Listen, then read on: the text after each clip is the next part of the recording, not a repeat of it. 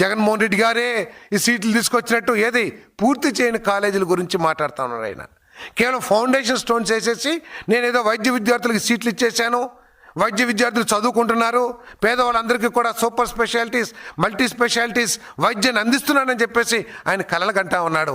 ఒకవేళ ఆయన కలలనే కనుక మనం కొనసాగిస్తే రాబోయే 20 సంవత్సరాలు 25 సంవత్సరాలకు కూడా ఆయన కనే కలలు ఎక్కడ కూడా సాకారం అయ్యే పరిస్థితి లేదని చెప్పేసి మనం చేస్తాను.